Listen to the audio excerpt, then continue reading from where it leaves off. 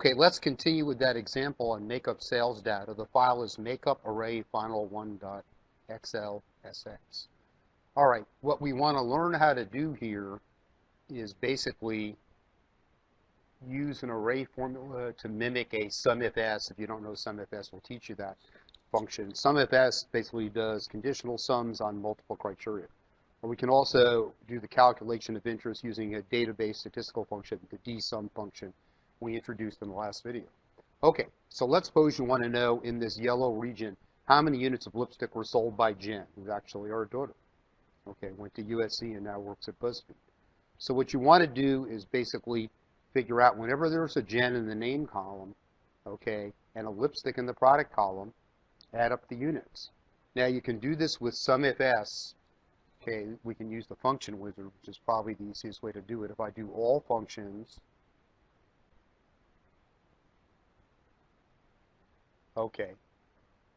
Now the sum range, you hit F3, you can use that range name, we want units, that we don't have to point to it. The first criteria could be either the name, let's use the name, and you'd have to type the quotes around Jen if you don't use the function wizard, but I can, it's not case sensitive, put that in. And I can do F3, product, lipstick. So every time Jen sells lipstick, we can add up the units column. There's also a count FS if you're interested. Okay, so there we get 1,299 units. So if you sorted this and you took every row where the name is Jen and the product's lipstick and add up the units column, you get 1,299. Okay, now you could also do that with the dsum function. The database, again, is that whole range data that we, right there, you can see it highlighted in blue at the yellow range, green range. Okay, now the column, the field number you want to add up is the fourth column of that range. And the criteria, you start with the headings in the first row of the criteria, and then things in the same row get treated as and. So that'd be name, Jen, and product lipstick. That should come out the same. Okay, now let's do it with arrays. And this is actually more intuitive because you can actually see what's going on. So we want to do a sum. Okay, we want to check is the name column equal Jen. And that'll give you a 1. It goes down the whole column when you Control-Shift-Enter. And if the name is Jen, it'll go down there. And the product equals lipstick. You need quotes here. Okay, so that'll create 2 arrays when we Control-Shift-Enter. And the array for name equal Jen will be a 1 if there's a Jen in the row, 0 otherwise. The array for product equal lipstick will be a 1 in that row if the product is lipstick, 0 otherwise. And what's the only way that product can be a 1? If the name is Jen and the product is lipstick.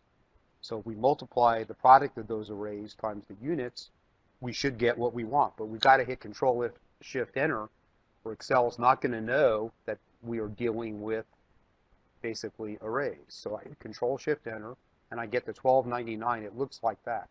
Okay, you can see the curly bracket. If the name is Jen and the product is lipstick, multiplied by the units column. So, and I could have as many criteria as I want. It's quite obvious there.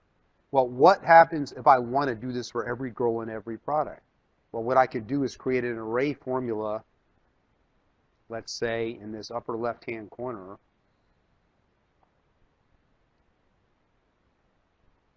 And copy it down and across. You can't just fill all these cells at once with an array formula. But if we put in something like the formula we just typed right here, then basically we can copy it down and across with Control-C and Control-V. So let's try that. So I would do sum if the name, remember I named that range, equals what's here, and I need to $ the column, not the row. So I hit F4 there to change that. So that says name equal Ashley. I copy it down, it'll say name equal Betsy. And then I want to check, does the product equal this? Copying this down and across, you want the 16 to stay fixed, not the B. And then you multiply that by the units column. Okay, now the Control-Shift-Enter, that should work. Okay, 1920. Okay, you can see it's an array formula. Now if I could do Control-C and Control-V or drag it across and down. Oops, I guess, okay, it doesn't want me to do that. So I guess I'll have to guess that doesn't work. I was wrong. So copy that across, that's going to work. And now I can copy that down. And that works fine. And what you can see here,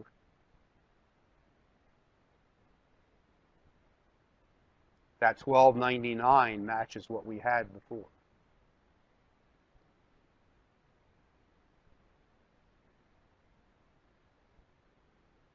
Okay? And so that's a really powerful way to use array formulas. I mean, to basically emulate a pivot table. What we just did there could have been done easily with a pivot table. And again, if I'd made the data table, let's say Control T, then basically when I added new data, all these calculations would update automatically. But again, to summarize how that worked, create one array that has ones whenever the name is Jen in the row, 0 otherwise. Another array where there's a 1 in the row if the product is lipstick, 0 otherwise. You multiply those arrays, the only time you're going to get a 1 is if there's a name, Jen, and product lipstick, and then that'll pick up the units, okay? And that works out fine. So in the next video, we'll learn how to do ORs, which there's no like SUMIFS that does ORs. The dsum can do ORs, as we'll show you. But basically, it's a little tricky to know how to do binary arrays with ORs. It's not as easy as ANDs. ORs mean at least one condition is true. And we'll get to that in the next video. Okay, so thanks for watching, and there's a free course, a free 21-day course from Dr. Winston, and all of these videos are coming from one of 3 books. So first, this one, which you can see here at the top of the screen, Microsoft's book, which has 355 reviews, and then it's, let's see, 4.6 stars. It's coming from this book as well, his marketing analytics book, which is down here, and you can sort of see 4.5, or his newest book, his analytics stories book, which is here. And with that one, you can see it's 4 point something, or maybe even 5. I don't think it's 5. Yeah, 4.8. And so yeah, anyways, in the description, there's a free 21-day course from Dr. Winston, or you can go to excelwithwayne.com/free, and it'll be there. But again, thanks for watching, and if you have any questions, just please let us know. Thanks.